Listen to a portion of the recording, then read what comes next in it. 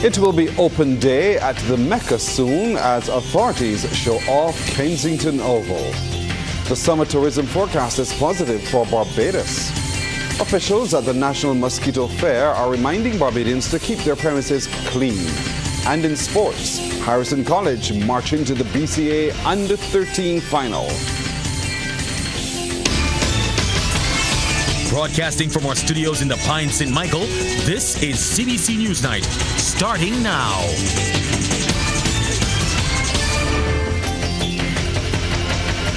Good evening, I'm Pearson Bowie. Barbadians who may not be able to attend the upcoming ICC T20 Men's World Cup will get the opportunity to soon see firsthand the newly redeveloped Kensington Oval. That's the word from Prime Minister Mia Amor-Motley. She told the media there will be an open afternoon at the Mecca very soon. I'm equally conscious, however, that not everybody is going to get to go to Kensington during the games. And this is a national treasure. Our cricketers are national treasures. And against that backdrop, I've asked my office to have a town hall meeting. We're hoping it will be Wednesday afternoon. But out of and before that town hall meeting, to effectively have an open afternoon. You know, you have open days, have an open afternoon at Kensington. And let Bajans of all walks of life come and see what we have spent their money on. Come and see how Kensington looks. Come and see how it has been refreshed. Come and see how we have made a difference to the quality of the infrastructure. Ms. Motley also disclosed that special provisions will be made to allow school children to attend select matches for free. I remember what it is like to be a school child at Kensington. I remember running up and asking Imran Khan and Majid Khan and Desmond Haynes and Malcolm Marshall and Joel Garner and all of these guys for their autographs.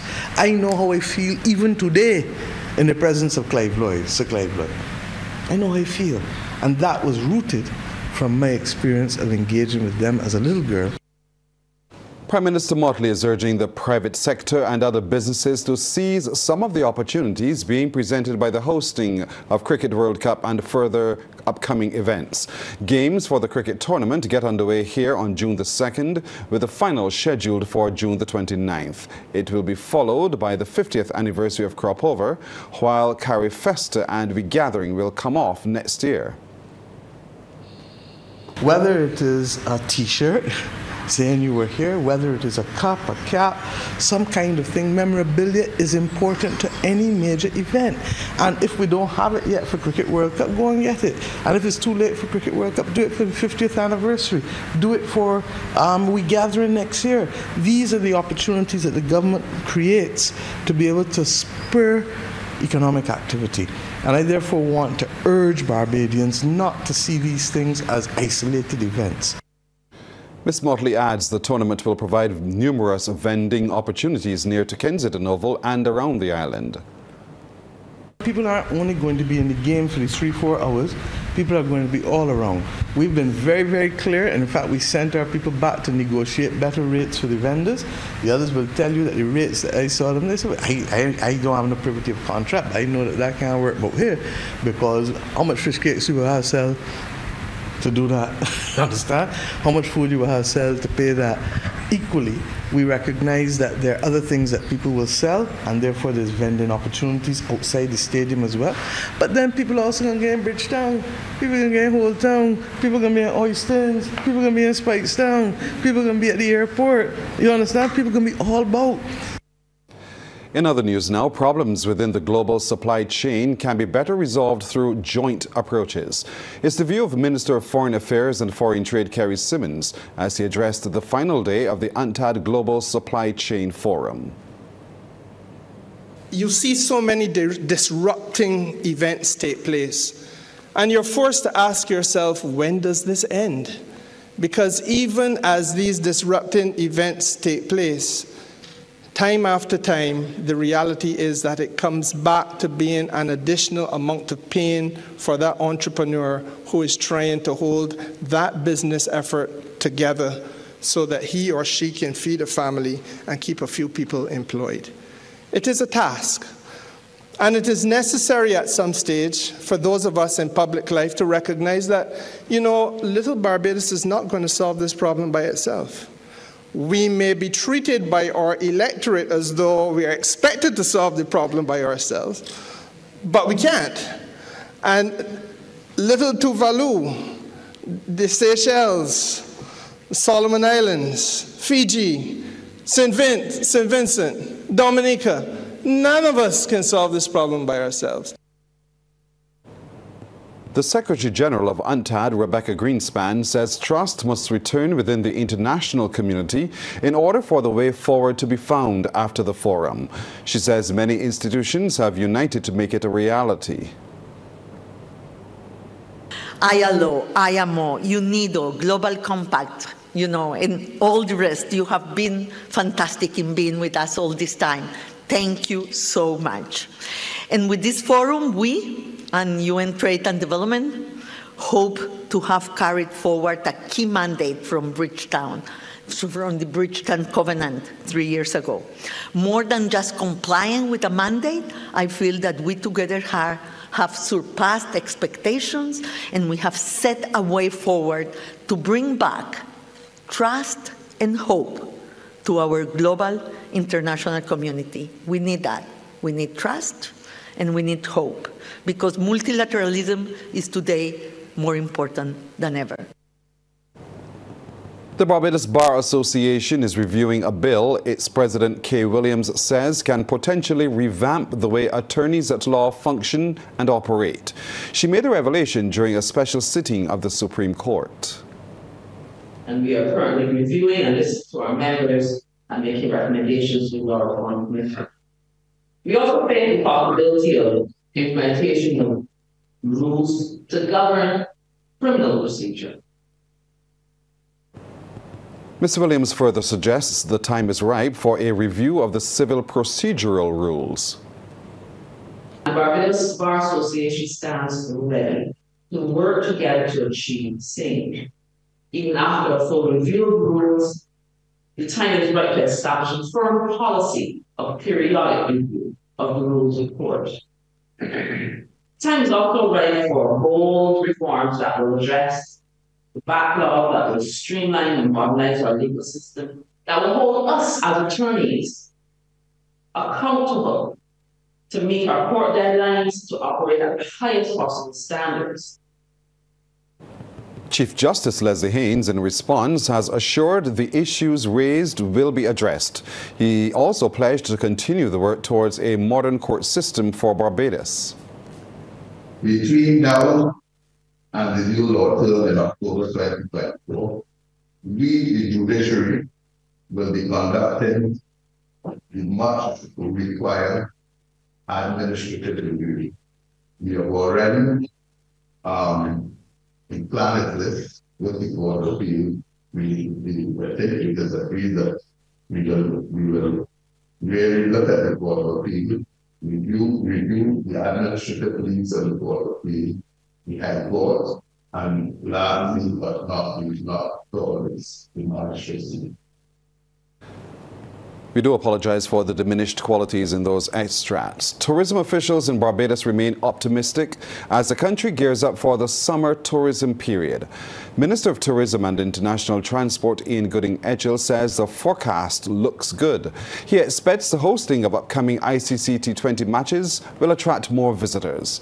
The tourism minister says the growth strategy is to ensure more tourists visit Barbados during the summer. We are going to continue with that very intense marketing activity to continually drive the business forward. And a good thing for us, we always try to get our campaigns, or either winter or summer campaigns, out in advance so that people can plan and prepare and really recognize that Barbados is their destination of choice. And we have a lot going for us and a lot to offer in Barbados, and therefore we're inviting everybody to come to Barbados to see what we have to. It's a destination where you can just do almost everything in one small place, including the food. And by the way, I should also let you know that this summer we'll be having our 50th anniversary of crop over. And therefore that's another opportunity that we'll focus on. And then next year, as part of our marketing campaign, we'll be launching a regathering program. Mr. Gooding-Edger led Barbados delegation at the just concluded Caribbean Travel Marketplace in Jamaica. He says the team was able to make strategic contacts to further expand and grow travel into Barbados. From where we are seeing it, of course, if you look back at the first quarter of this calendar year, Barbados would have performed, tourism would have performed very well. We had, overall, we did better than we would have ever done in the history of tourism in Barbados in the first quarter, and that's good. And as we look to the future, we will continue to build up opportunities for airlift as part of our growth strategy. And a growth strategy is essentially concentrating on growing not only our existing markets, but growing new markets that we've identified as new and emerging markets. So that's really working well for us. We'll take a break here, but coming up, a plea for Barbadians to keep their premises clean and rid the place of mosquitoes. Barbados and China have discussed strengthening relations through transportation and trade. The discussion took place between Minister of Foreign Affairs and Foreign Trade Kerry Simmons and Chairman of China's Council for the Promotion of International Trade, Ren Hongbin. They met on the sidelines of the United Nations Trade and Development Global Supply Chain Forum at the Lloyd Erskine Sandiford Center. Mr. Simmons says Barbados' aim is to transition its transportation sector to renewable energy as part of efforts to become fossil fuel free by 2030. With regard to trade, the minister shared Barbados' goal of becoming an air, sea and logistics hub for the Southern Caribbean. Other areas discussed during the bilateral meeting included developing green maritime transportation between Caribbean countries as part of the Belt and Road Initiative and the potential for collaboration in areas such as renewable energy and pharmaceutical manufacturing. Bloom Barbados is creating meaningful ways for young entrepreneurs and innovators. Already, they've been creating an incubator with the assistance of the United Nations Industrial Development Organization to assist from idea to enterprise in clean tech spaces. Bloom's cluster manager, Dr. Terrell Thompson, says the organization started in 2019 and has already awarded over $100,000 in grant funding to local startups. They have also successfully connected startup businesses to investor networks and made over $750,000 Barbados dollars in finances and private investors. Two incubatees involved in the cluster are Rum and Sargassum, which is set to go to market within 40 days. That company is using rum distillery and sargassum waste to produce biomethane for vehicular transport. Another company, Red Diamond Compost, is also using invasive sargassum and converting to biofertilizer, which is already on the market and has a private investor from the investor network. The incubator just acts as a service that will support startup company development. It also aids in knowledge transfer and capacity building because we are training persons on island in clean tech space. And overall, we get a greater value for the domestic product and we improve our economic productivity. Dr. Thompson adds that Bloom is the first of its kind in the small island developing states and is set to be replicated throughout the region. Barbados cluster will be the hub in SIDS. So there will be a virtual network established in the region, and everyone will then work with the Barbados cluster, and then the replication of the model globally as well. The team here in Barbados will be used to facilitate that process. Bloom is also set to establish a 250-kilowatt biogas plant at Newton Industrial Park, where some of the energy will be used to power some of the manufacturers in the area. Other projects include a fertilizer to be supplied to local farmers and the development of biochar using sargassum seaweed and coconut husk. Barbados recorded 62 new COVID-19 cases between the period April the 13th to May the 10th. This is according to the latest dashboard prepared by the Ministry of Health and Wellness. It notes 443 tests were conducted during that time, and of the positive cases, 57 were male, 5 female.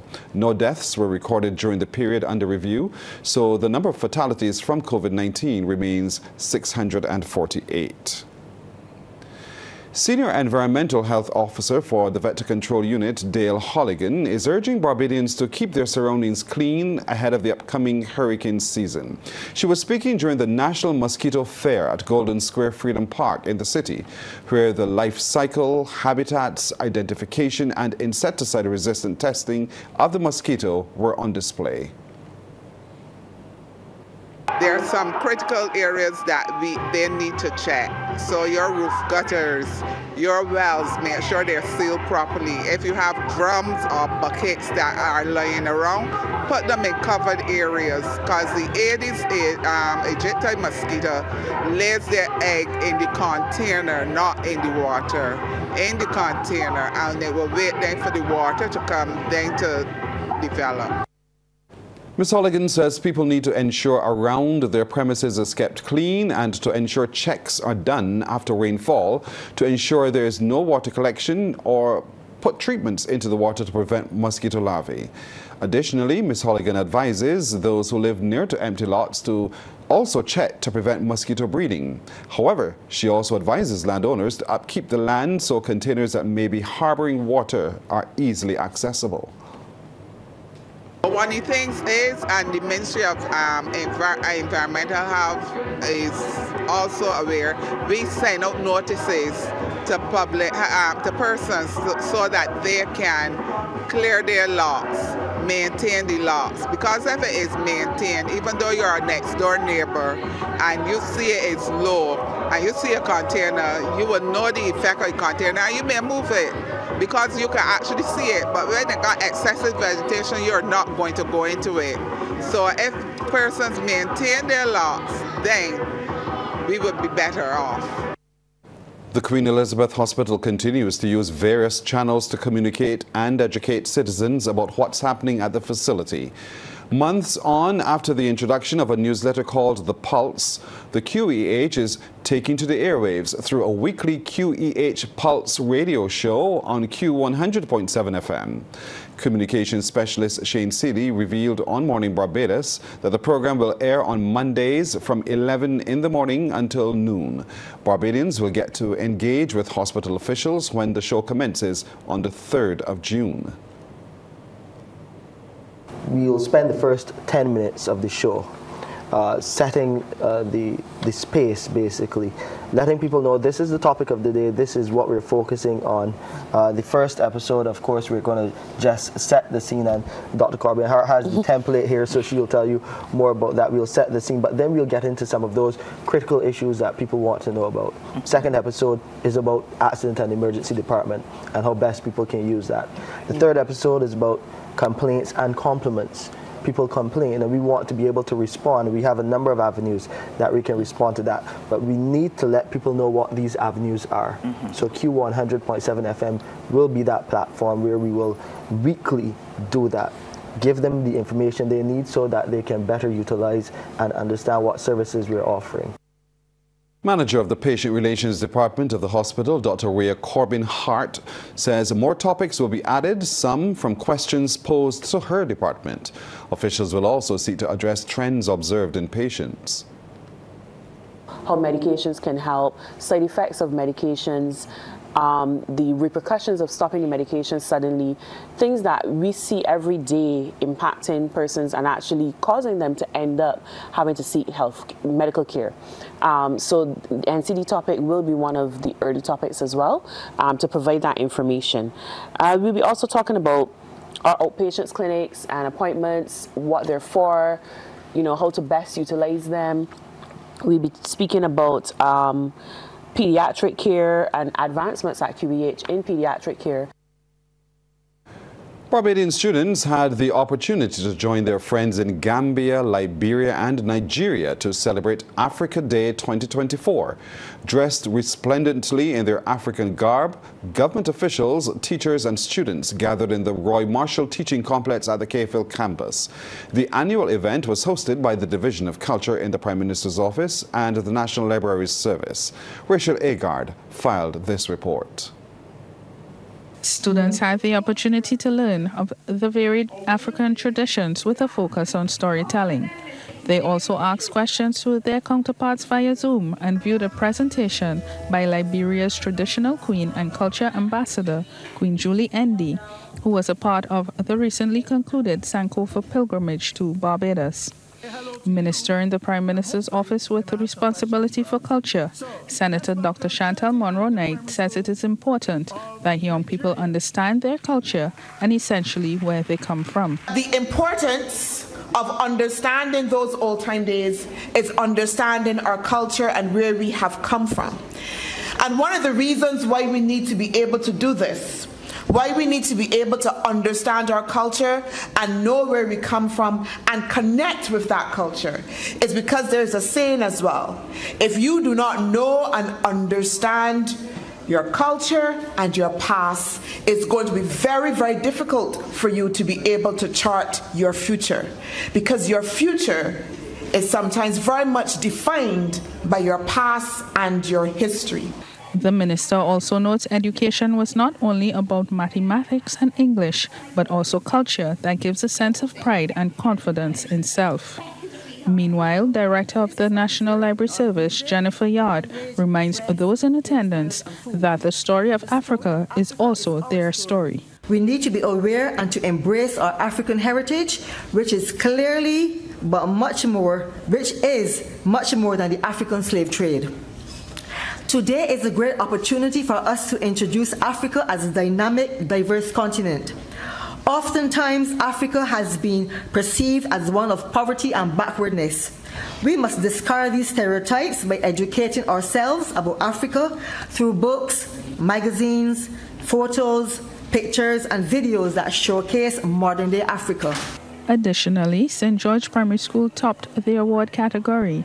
The prize for Best African Dressed Male was awarded to Ras Isaiah Tate, while Best Dressed Female was won by Nyara Johnson, and Best African Hairstyle was copped by Iriah Hackett. Rachel Agard, CBC News.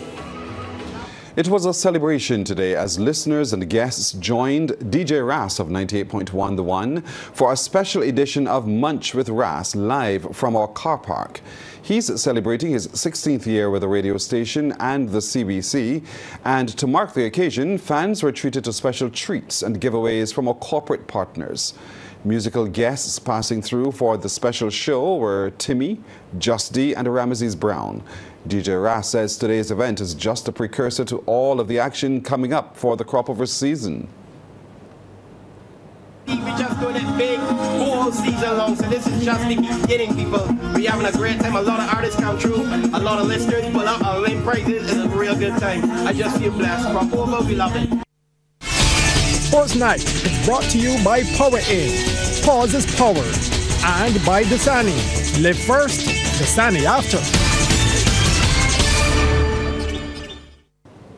And joining us tonight for Sports Night is Damien Best. Damien, good evening. Yeah, good evening to you, Pearson. Good evening to our viewers and listeners. Some cricket news first up. Harrison College and Christchurch Foundation will clash in the final of the BCA Sir Everton Weeks Under-13 cricket competition on Tuesday.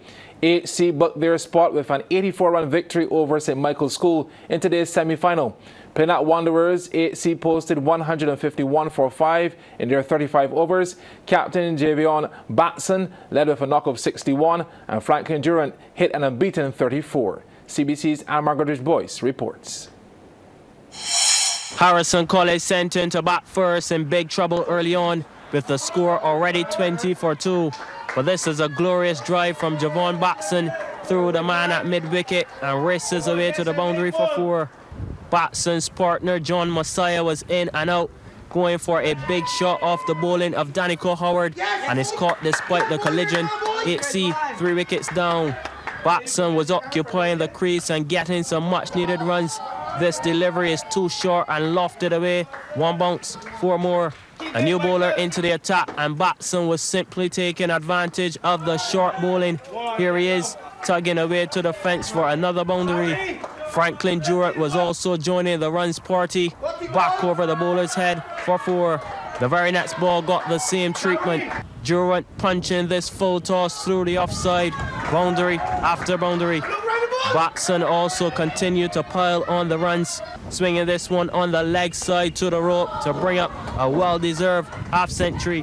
After reaching 50, Batson only made 11 more as he was clean bowl off Nadre Grogan. Look at the celebration as the Danger Man is gone for 61, 8C 130 for 4.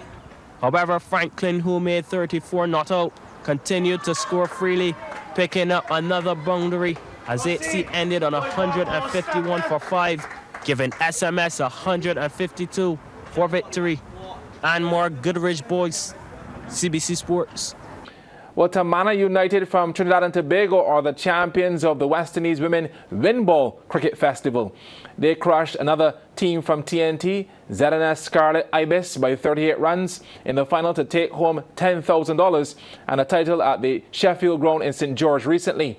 Player of the match, Shania Augustus, led with 36 as Tamana United posted 77 for 2 off their 6 overs. In reply, ZNS were limited to 39 for 3. Let's take a look. And all Trinidad and Tobago clashed in this T6 final between Tamana United and ZNS Scarlet Ibis.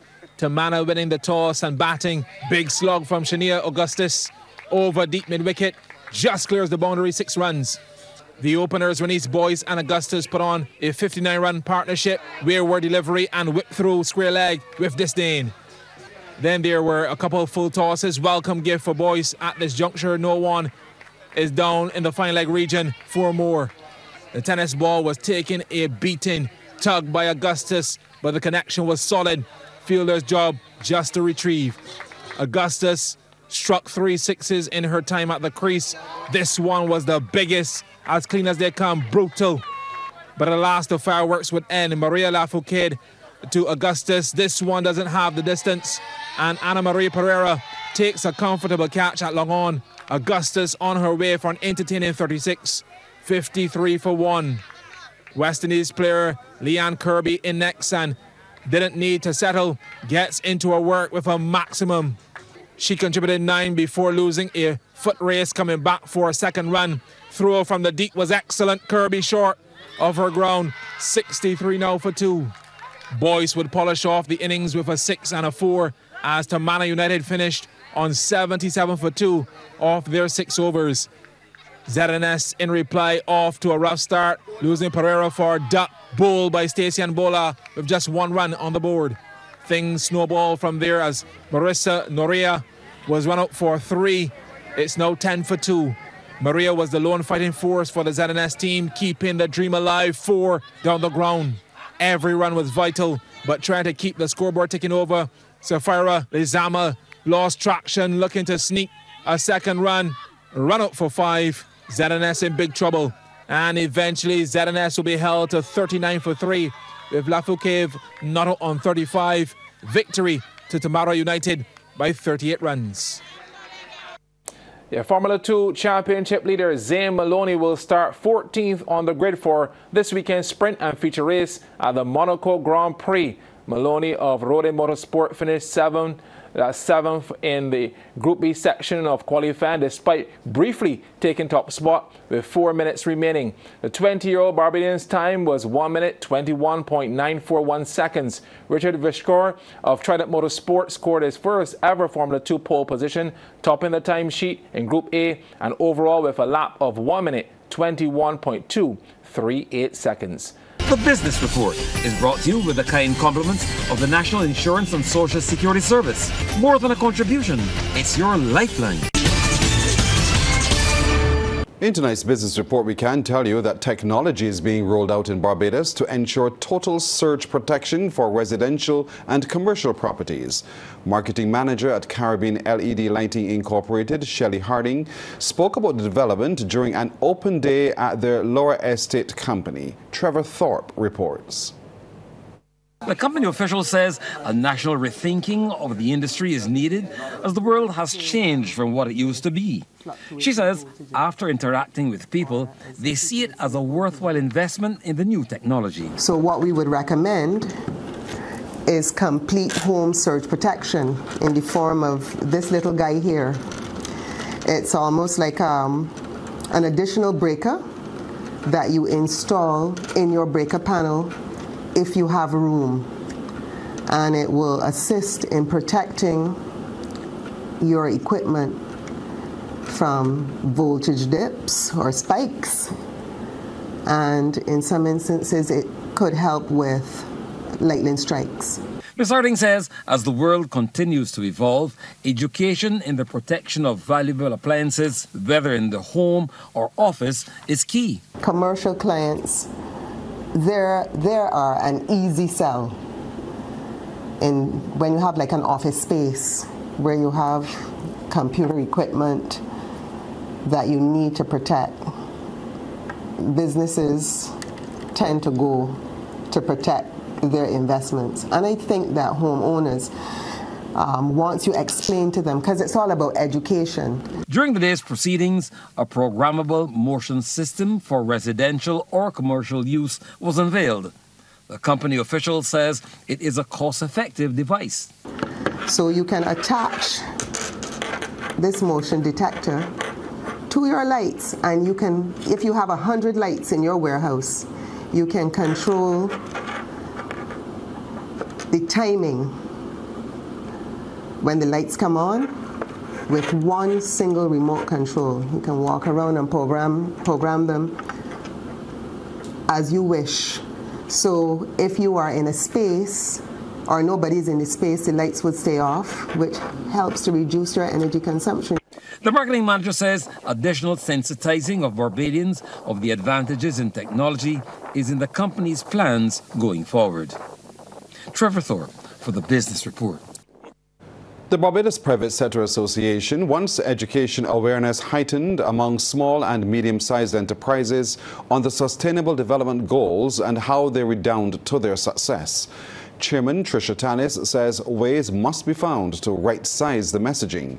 Ms. Tannis' comments came during a panel discussion that followed the launch part of the United Nations Global Compact Sustainable Supplier and SME program. We have to find a way to right-size the messaging, and we have to find a way to translate the messaging such that we are not actually, like Maslow's hierarchy of needs, looking at things that persons simply cannot even contemplate because they're in a survivability mindset post-COVID, and it's like telling your child, you know, we have these greater values that we want you to follow, but I can't feed you, I can't house you, I can't clothe you, but I want you to go and make sure we reforest the world and, you know, have gender equality and all these wonderful things. But we have to understand where SMEs and SIDS are at. Time now for the second half in sports as we're joined again by Damien Best. Thanks so much, Pearson. Well, the Lodge School totally dominated their opening 2024 National Sports Council Under-15 basketball match against Christchurch Foundation, winning by a 31-point margin. CBC's Amory Burke reports. Lodge boys immediately signaled to their Christchurch Foundation opponents there was no way they will be losing on home court and put the first 2 points on the score sheet. The ball is heading back down court again, collecting the pass and posting up is Zachary Burke. Foundation was fighting really hard, but Lodge had their defense rock solid, and this time taking it coast to coast is Emmanuel Blythe. Foundation only managed 2 baskets in the first quarter, and here's one of them to carry Edwards' post up first, but it's off the board and mopping up is Roydell Williams, and the whistle goes. Lodge lead the first quarter 17-4. Second quarter, and the boys from Churchill continue to struggle. Blythe with the steal and makes his play all his. Here he goes again. This was Lodge's point man, finishing with an easy layup. Blythe was really carrying the weight of the Massage Street boys, again putting more money in the bank. So commanding was a home-size dominance. That Foundation was held to just 1 basket this quarter as Lodge will go into the half up 25-6. By the way, that was Zach King with the basket. Start off the third and Lodge continue to extend their lead. Burke again the one to finish. Foundation was really trying but coming up short time and time again, and Lodge just capitalized with all hands on deck and watches Blythe finds Burke, and it's a done deal. Foundation was a bit better in this quarter. Edward breaks away. It's going down court. He finds Rashid Leonard, who gets his only basket of the game. Here was a rare shining moment for the Churchill boys. Zebediah Simpson dances through the D and rolls it off the rim. That was a good play. When the grand scheme of things, it was the boys in blue and white in the driver's seat, ended the third with a 19-point lead, 33-44. Foundation didn't have a late spurt of fighting back, albeit a bit too late, but I have to give kudos to Leonard for his effort.